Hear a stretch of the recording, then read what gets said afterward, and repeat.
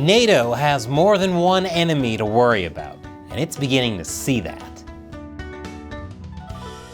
Welcome to China Uncensored, I'm Chris Chappell, and I have some exciting news. We're on a push to get to 2 million subscribers, only 40,000 more to go. So if you're watching and are not subscribed, hit that subscribe button. I think we can make it by the end of the year, and when we do, we'll have a special live stream where we'll do something we've never done before. So again, hit that subscribe button. On with the show. Last week, NATO celebrated its 75th anniversary. NATO was formed to protect Western European democracies against the threat of communism from the Soviet Union. Of course, the Soviet Union is gone. But with Russia's ongoing invasion of Ukraine, NATO is realizing that it needs to step up its game, and not just against Russia, but against China as well. It's almost like communism is still around. During the summit in Washington, D.C., NATO called out China in its Washington Summit Declaration. It said the People's Republic of China has become a decisive enabler of Russia's war against Ukraine through its so-called No Limits Partnership and its large-scale support for Russia's defense industrial base. Among the many, many things China has been caught sending to Russia are flak jackets and helmets, drones, body armor, rifles, and satellite imaging. That's not all, though. Oh no, we're just getting started. Ukrainians are saying they found Chinese components in such things as Russian weapons, navigation systems in aerial drones, fire control systems in Russian tanks, and even fighter jet parts. Man, it sounds like the Russian military is almost more Chinese than Russian at this point, which would explain their disappointing results.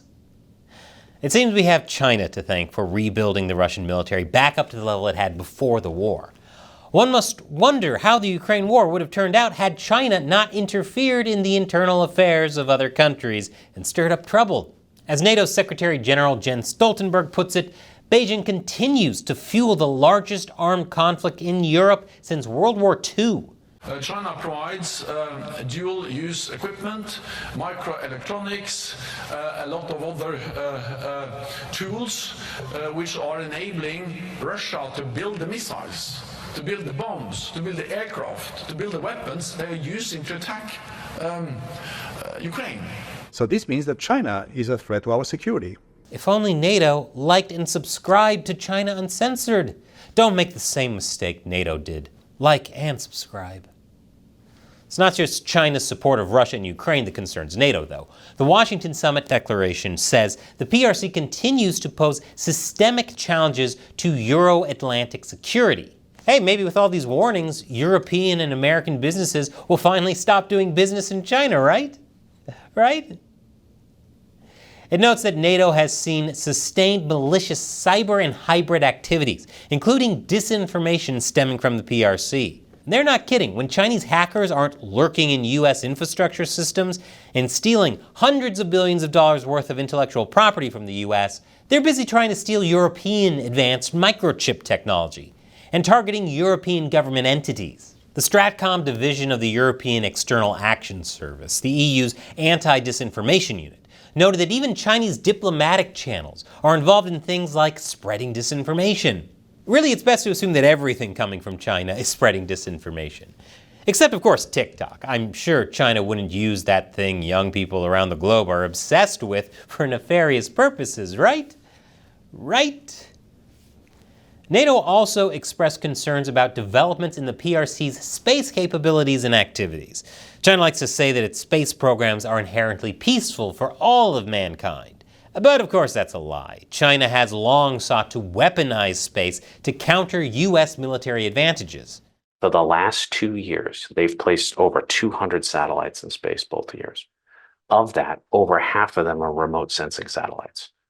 Okay? Remote sensing satellites that are purpose-built to surveil and do reconnaissance in the Western Pacific and globally. Mm-hmm. Satellites that are designed with an architecture that's designed to go to war.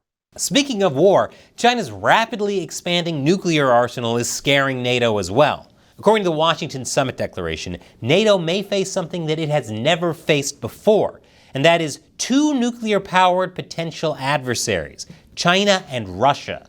That's scary.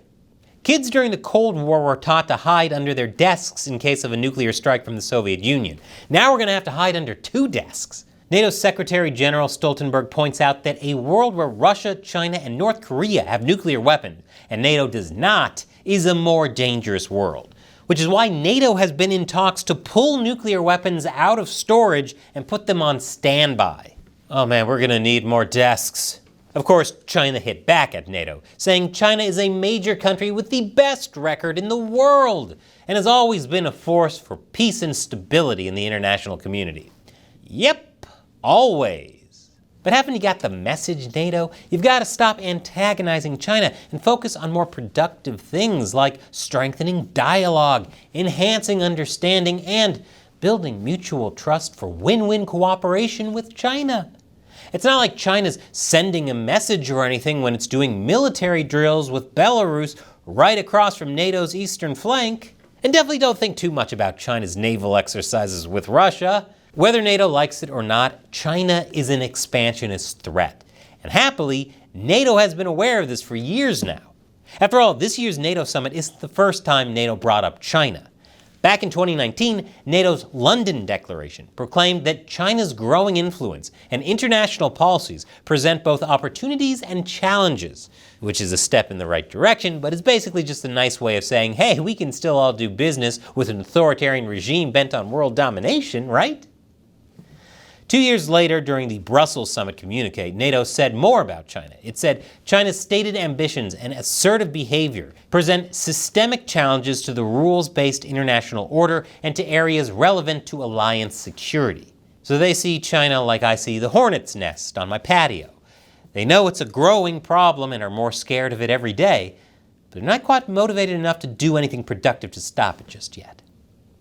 After the Ukraine war erupted, NATO came out with its 2022 strategic concept, which noted how China seeks control over key technological and industrial sectors, critical infrastructure, and strategic materials and supply chains.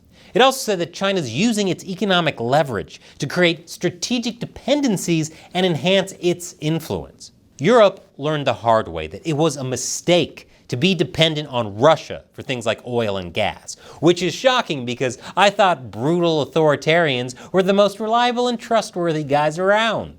As NATO Secretary General Stoltenberg notes, we must not repeat that mistake with China. Depending on its money, its raw materials, its technologies, dependencies make us vulnerable.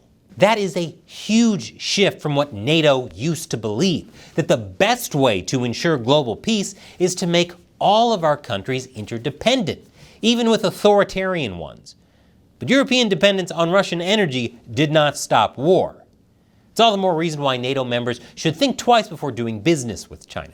And the CCP hates it when I scrutinize what China is doing all over the world, including in Europe.